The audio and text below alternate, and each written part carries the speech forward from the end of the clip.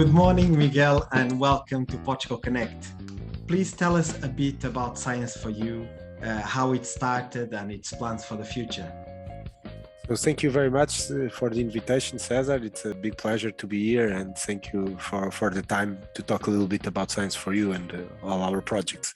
So basically, Science4you was my final degree project 14 years ago. I was studying in Isqueté, that is a business school in Portugal, and basically the business school had the guys to work on the business plan, and the Faculty of Science of Lisbon gave the idea. So it was a partnership between those two universities. And basically what happened in that time is that I was the lucky guy that took the name of Science4you, that started the project right away. We had an investment from the venture capital in the early years, and it all started from scratch. It all started from there, and then we've been selling almost 100 million of toys all over this time. And basically now we are passing the biggest challenge of our lives, that is passing this COVID.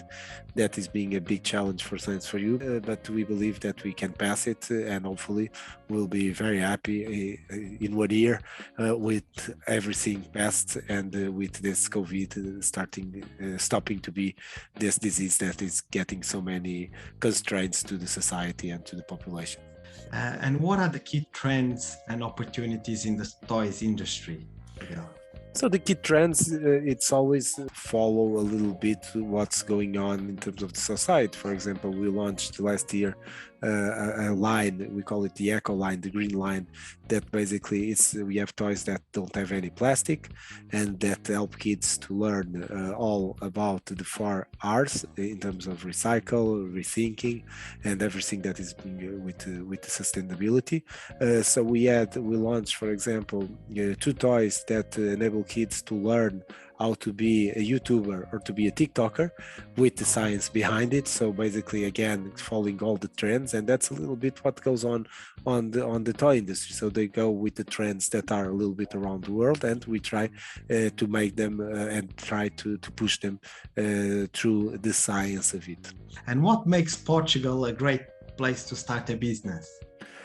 Portugal, it's a very good country to start a business because, first of all, it's a very peaceful, a very safe country with a fantastic weather. So we have 18 degrees now here in the beginning of February in Lisbon, and the sun is shining. So that's always important to have a very good quality of life in a world that the place where we are based, it's not so important as it was 20 years ago.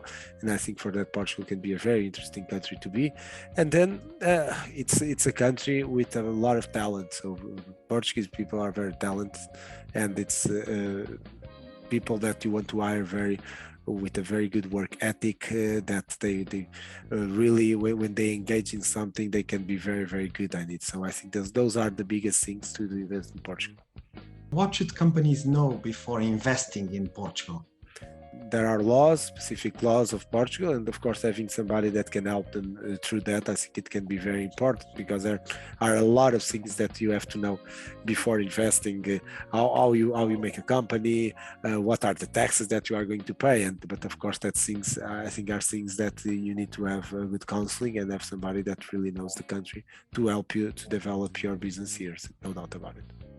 And how has the business environment changed in the last 5 years in Portugal, and what is coming next, in your opinion, Miguel? I think that the environment is being good. So we have a lot of investments from startups that are starting here. We have 6 unicorns that came from Portugal, have Portuguese DNA. And so I think Portugal, it's a good place to invest, and I think it's creating a good atmosphere for startups and for people that want to invest in Portugal. No doubt about it. And finally, Miguel, what is your favorite place in Portugal? My favorite place in Portugal, I think it's Lisbon, because it's where I live. But I'm from the south side of the river here in Lisbon. That's where we called it. That basically it's the zone of Almada, Seixal, and my parents live in Azeitão, where it's one of my favorite places here in Portugal too. Thank you very much, Miguel. Thank you, Cesar.